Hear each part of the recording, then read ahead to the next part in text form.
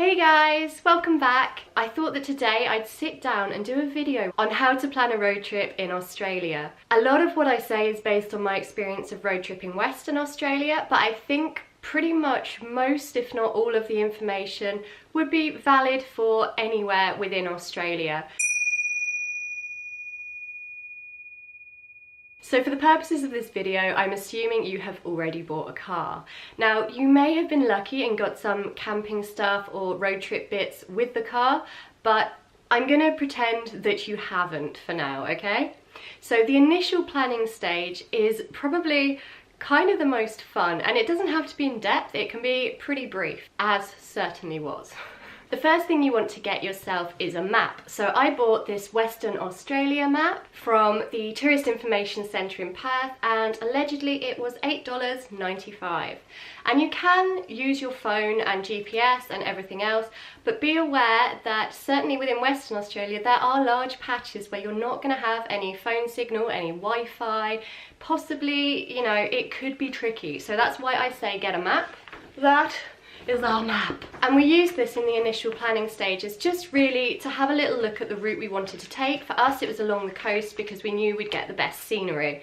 So sit down with your map and work out a rough route and try to calculate some of the distances, because it may not look that far on paper, but I guarantee you the distances in Australia are vast. So just try to roughly calculate how many kilometers, and that will give you a rough idea of the time frame that you can do it in realistically. Don't focus on just A to B, really have a look at the in-between, because that's often where the best bits are. So make sure you've got a realistic time frame in which to do the trip, just so you can really get the most out of it, because it may just be a once in a lifetime opportunity. Because of the distances that I've explained, you want to make sure that you know where your roadhouses are so that you can plan these into your trip as well. And a roadhouse is kind of like a petrol station and little shop at the same time. You can get your fuel, sometimes you can camp, there might be accommodation, but they're going to be where you need to fuel up your vehicle. So be aware of where they are and where the next one is as well. Two great things that we used in the planning stages of our trip. The first is an app called Camps, and you want the Australia version, obviously. At the moment, when I checked their website, it's a $7.49 one-off payment for the app. And Camps is essentially a database of campsites, hostels, points of interest that is updated all the time by other users. So it can show you where to go, what to see, where you can camp for nothing, and it gives you ideas of what that place is like at the moment. So maybe the free campsite's been shut down and you're not heading over there and going to be disappointed. The other great thing about Camps is that you can download an offline version, so if you don't have phone signal and you don't have Wi-Fi connection, you can still look at the maps. I couldn't do this because my stupid phone didn't have enough memory, and that is why we also got something else which I'm going to talk about next. So Camps 8 is another book you can get. We bought our one in the Tourist Information Centre in Perth again, and it was expensive because I bought it new, so it did set me back somewhere between 50 and 60 Australian dollars, but I have to say it was well worth the money. And we used it, it was kind of like our Bible on the road. It really helped us plan the next day and where we were going to stop and all the rest of it. They do a new version every 2 years, and the next release, Camps 9, will come out in March 2017. If you don't want to spend the ridiculous amount of money that we did, other options are you might be lucky that the book comes with your car, or you can have a look on Gumtree or from other travellers selling camping stuff as well online or in your hostel. They may have a book secondhand that you can buy much cheaper. The great thing about the book is that it shows you free campsites or other campsites, and it has like a index showing how much the price is, so budget, middle of the range, etc. And it also shows you what you can expect at the campsite, so whether there's barbecues, whether there's toilet facilities, even if there is telephone coverage, so network coverage for your mobile. So it's a really, really good book. If you can get it secondhand, definitely do that. And the other main thing to think about with the initial planning is, do you have the budget for it? Do you have the budget for the fuel, for food? If you need to pay for a campsite, can you cover that? All of those sort of things. And also, if your car breaks down, have you got the budget for repairs? So really look at your money and make sure that you're not going to leave yourself with nothing by doing the road trip. Okay, I'm going to move on to some of the bare essential things that I think you need to take. This is my personal opinion. If you've got any differences of opinion or other things that you think should be added, pop them down in the comments below. I am sure that I have forgotten something off this list. I've added to it about 2 or 3 times already this morning. I'm going to run through that as quickly as I can, just to give you an idea of the basics that I think are essential for taking on a road trip. First of all, water. You need water, and you need it for you need it for washing your dishes, you need it for topping the water up in your radiator of your car as well, so make sure you've got plenty in reserve. You also need spare fuel, so get a couple of jerry cans and fill those up.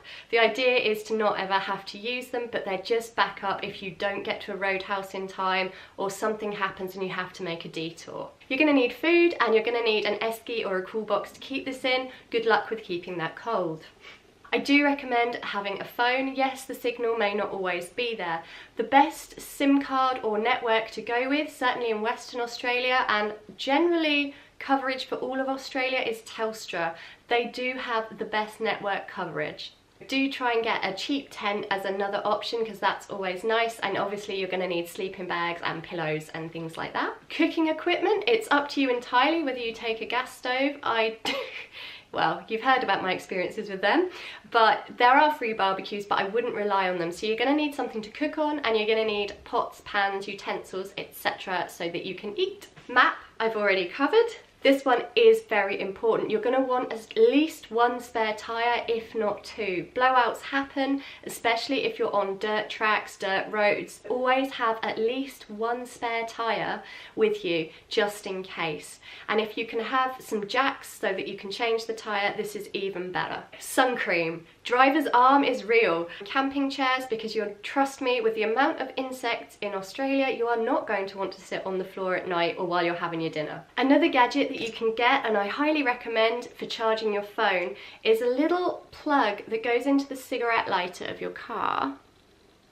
So this has a little USB charging port. It plugs into the cigarette lighter in the car, and whilst the car is running you can be charging your phone. I got a fancy pants one, which you can also plug your MP3 player into it. It took me 12 days to work out how that part worked, but at least we had music for the last 7 days of the trip. But you don't need to get one with that part. Just make sure you've got an adapter so you can charge your phone whilst you're driving. And the other 2 things I count as bare essentials are toilet roll and baby wipes. You won't be showering for a couple of days at a time, and baby wipes are your friend.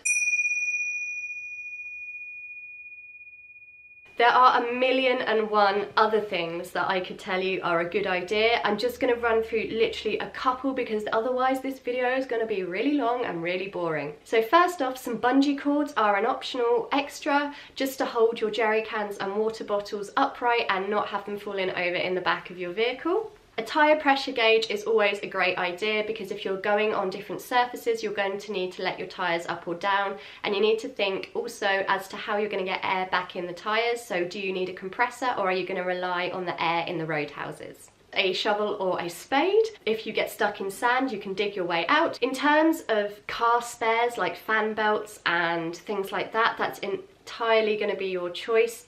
If you don't know how to fit them, it may not be worth taking, and if you've got a vehicle that spares aren't that expensive for, it's again probably not worth paying out initially. Some little bits you could take are fuses or bulbs that you could change easily and would just save you the hassle of having to get to a roadhouse to get the supplies, if they even stock it.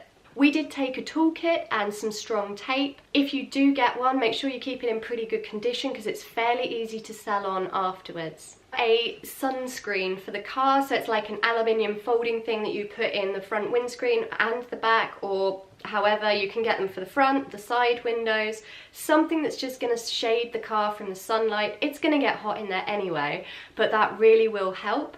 And if you're sleeping in the car at night, it acts as a bit of a privacy thing as well. And if you're leaving your belongings in the car during the day while you're sightseeing, it just hides any sort of valuables or other things you don't want people to see.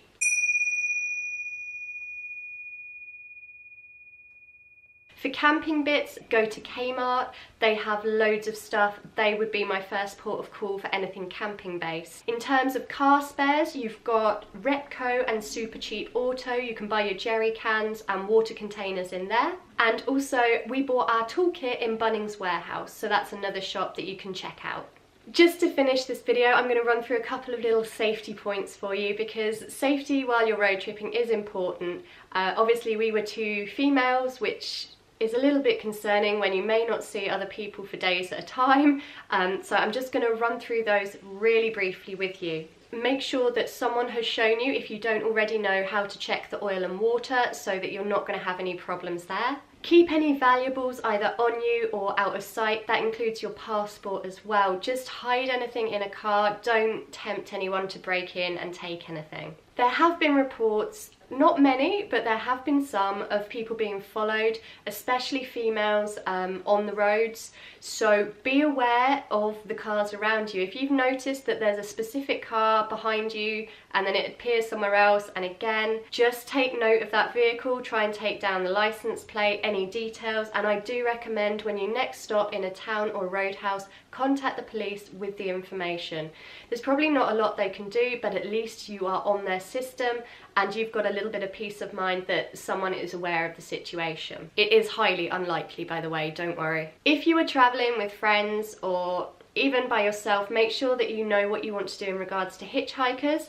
We didn't actually see any on the west coast of Australia. Perhaps you get this more on the east coast, and we had decided that as two females, we weren't going to pick up hitchhikers. I have nothing against hitchhikers, but we just didn't want to put ourselves in a situation that could potentially be dangerous. It's a really good idea to let someone know where you are and where you're heading next with a rough time frame. This can be as simple as checking in on Facebook, or you can have a specific point of contact that you sort of message saying, we're at so-and-so, we're heading to so-and-so, should be there by Tuesday. It just gives people an idea of roughly where you are, and if for any reason they don't hear from you or you go quiet for a few days, they know exactly where you were last and where you were heading, which would mean if you'd had broken down and were needing assistance and hadn't been able to get any, they would be able to direct people to at least a rough area of where to look for you. Which brings me on to the next point. It is advised that if you break down at any point, run out of fuel, etc., that you stay with your vehicle. It is very hot in Australia. You can get dehydrated extremely easily, and as I've said, the distances are massive. If you wander off and get lost in the outback, it's not going to be good news, guys. It can be quite disorientating when all you've got around you is red dirt and trees. So if you do have any problems with your vehicle, try to call for assistance and then stay by or in your car. Try and flag down a passing motorist. Usually someone will go past, and in Australia, I have to say, people will help you if you are having an issue. So stay with your vehicle. And my last little safety point is be aware that dawn and dusk can be dodgy times to drive. The wildlife comes out at this time, and I'm talking kangaroos, I'm talking cows, I'm talking, oh God, what are they called? Big emu creatures that I can't remember the name of. I'm going to insert it here. And they will walk out in front of the cars. And in fact, kangaroos have a wonderful habit of coming out, looking at the car, going back the other way, and then darting across again. So if you don't want to hit wildlife, which I'm sure you don't, for you, for the wildlife and your car's sake, just be really wary when traveling at dawn and dusk, and that's something else just to think about. So I hope this has been helpful. It's probably been way longer than I had planned. If you've got any further questions, pop them down in the comments, and if you've got any tips or advice, again, leave it down there. As always, you can find me on social media, Twitter, Facebook, Instagram, Pinterest, my blog. All of the links to those are down below. If you've enjoyed this video, please give it a big thumbs up, and if you haven't joined the family already, hit that subscribe button. Until next time, guys, much love. Take care. Bye! Oh,